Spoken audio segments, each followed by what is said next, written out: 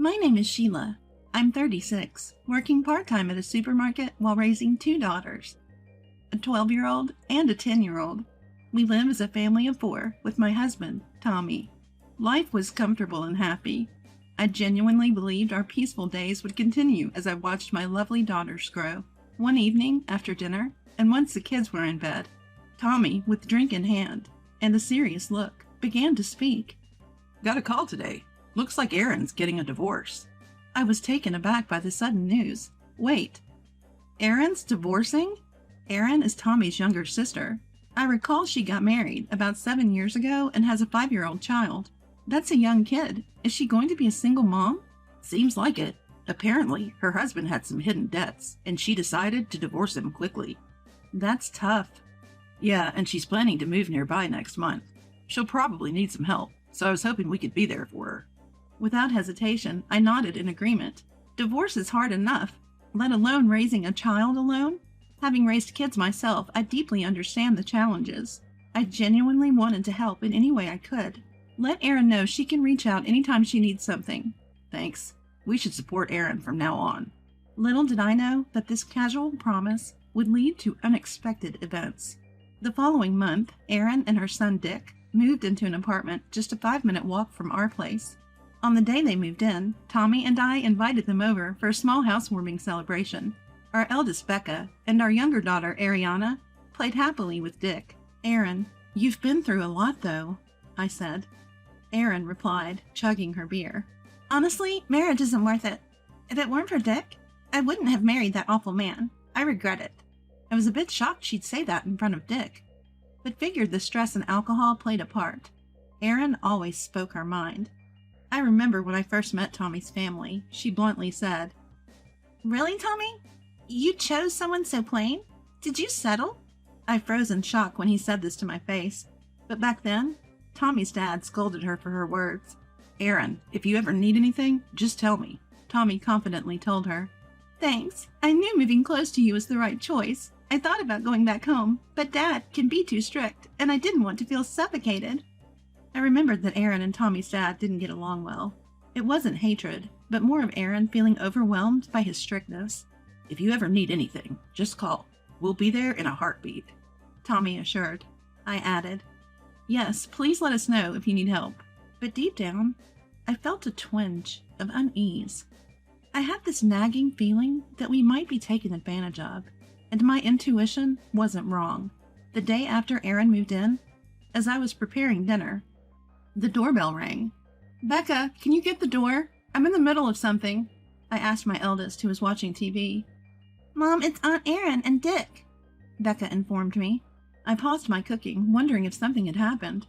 When I reached the door, Erin said, Hey, Sheila, I'm really short on cash right now. Can we join you for dinner? Taken aback, I replied, I'm sorry, but I wasn't prepared for extra guests tonight. But you said we could come over any time we're in trouble. She looked at me with a slightly annoyed expression. I did say she could come over, but not without a heads up. Just then, Tommy came home from work. Upon hearing the situation, Tommy said, Erin's going through a lot. Let her have a good meal here. So I decided to order delivery for Erin and Dick.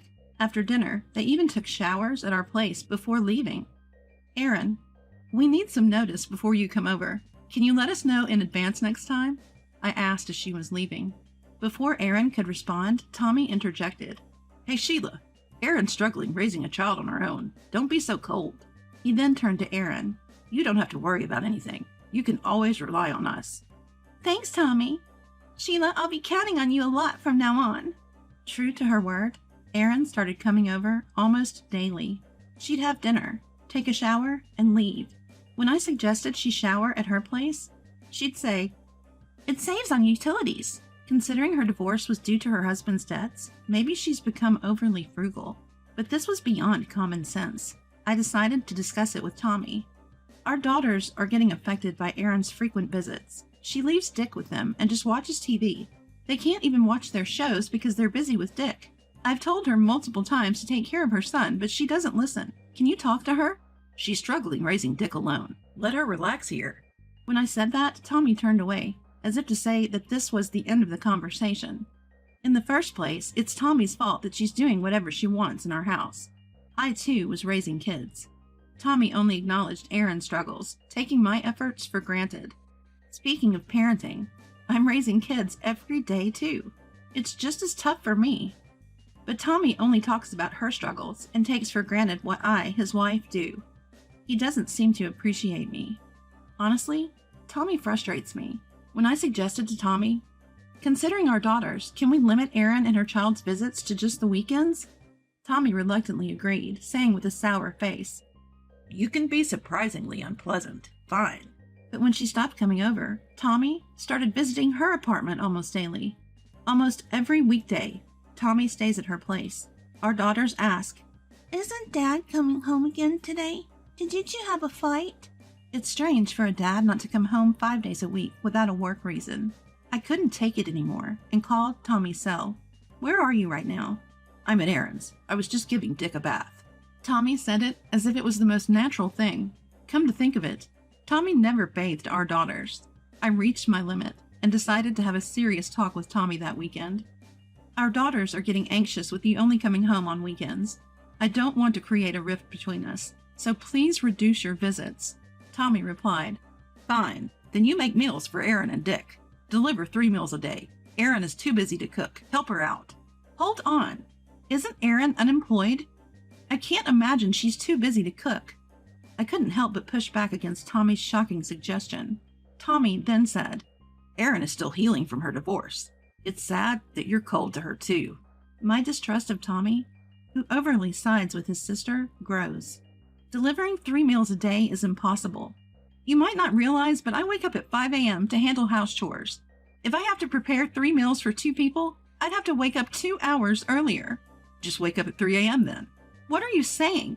Waking up at 5 a.m. and going to my part-time job is already tough. Don't act high and mighty over a part-time job. You probably don't work that hard. Stop joking. It's absolutely impossible. Maybe you're the one joking.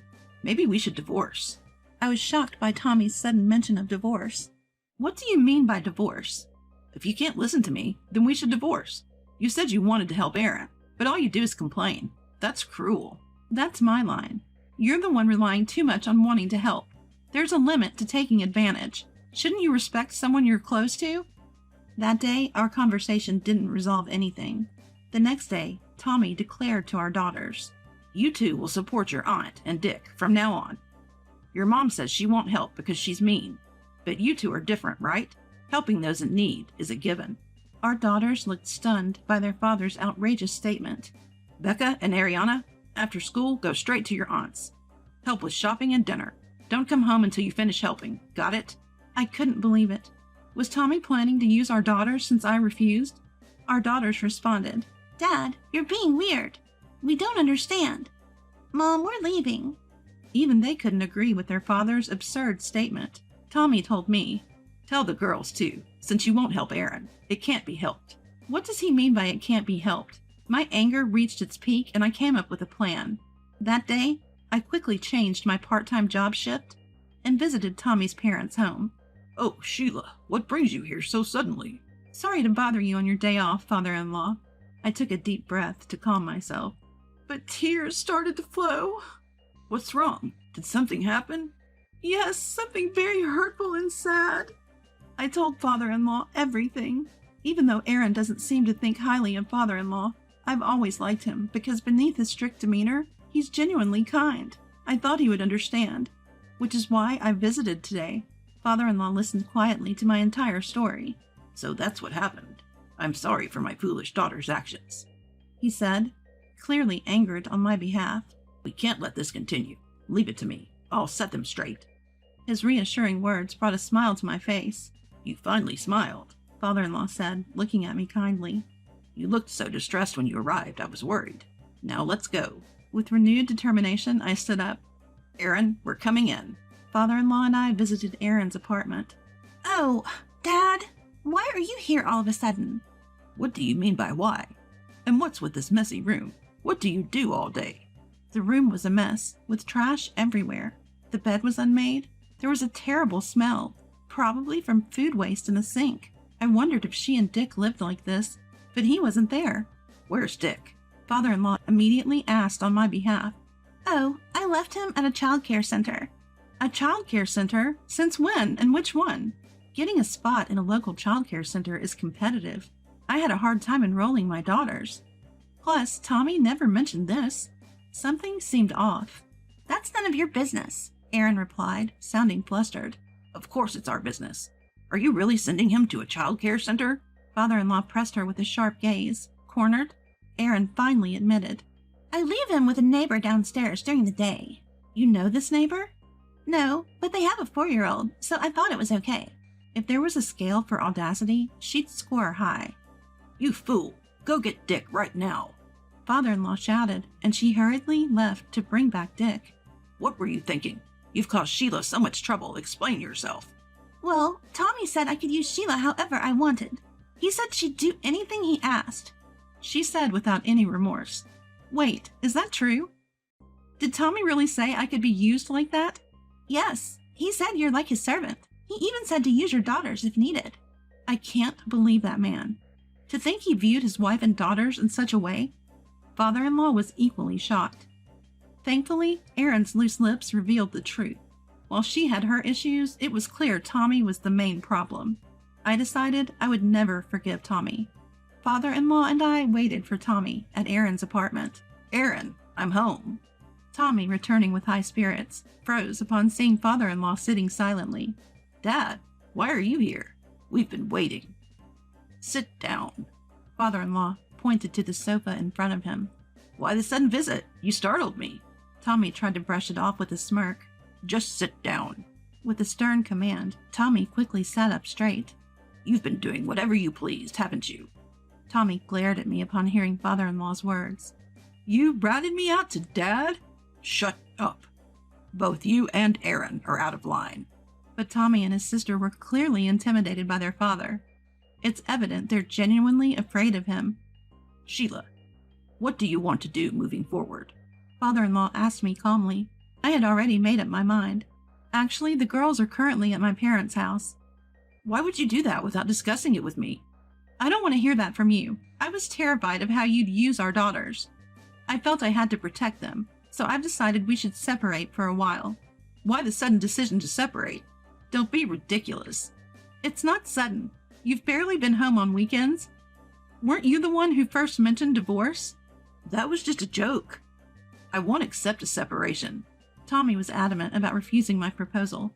Then father-in-law spoke up. There's a process called mediation divorce. Father-in-law said so and told me about the legal process of divorce. He explained the legal proceedings of divorce, the benefits of hiring a lawyer, and how to gather evidence to strengthen my case. Turns out, father-in-law is a practicing attorney. Now I understand why Tommy and Aaron fear him. They know how father-in-law champions those facing injustices. Regardless of being his children, father-in-law would uphold justice without bias. It's puzzling how such a straightforward man could have such selfish children. I'm on Sheila's side. What's right should prevail. Father-in-law's words warmed my heart. After a 3-month separation, Tommy and I divorced. I thought it would lead to mediation, but Tommy agreed after father-in-law's persuasion. I don't know what was discussed, but Tommy's words, I don't want to go against Dad, hinted at intense pressure. Tommy probably realized he stood no chance against father-in-law, a skilled attorney. It was a clear victory for father-in-law. I told Tommy, how does it feel to be bitten by your own dog? He just looked down, saying nothing. He probably always looked down on me. It's a bit sad to think about. After the divorce, Erin lost the financial support she received from father-in-law. You can't always rely on others. If you need money, work for it. When you think of someone else, you can overcome any hardship. Inspired by father-in-law's words, Erin started working part-time and is now raising Dick with determination. After the divorce, I changed jobs. From a part-time job, I became a full-time employee. I wanted to provide a better life for my daughters. It was challenging to find full-time employment initially, but that frustration drove me to improve my skills. I now see my divorce from Tommy as a blessing in disguise. I still have a good relationship with father-in-law. My daughters adore their grandfather, sharing their achievements and gifting him with things like music boxes they made at school. Father-in-law is irreplaceable to me. I cherish our relationship and feel fortunate to have such a respectable father-in-law by my side. I hope to be as admirable to my daughters as father-in-law is to me as I continue my journey in life.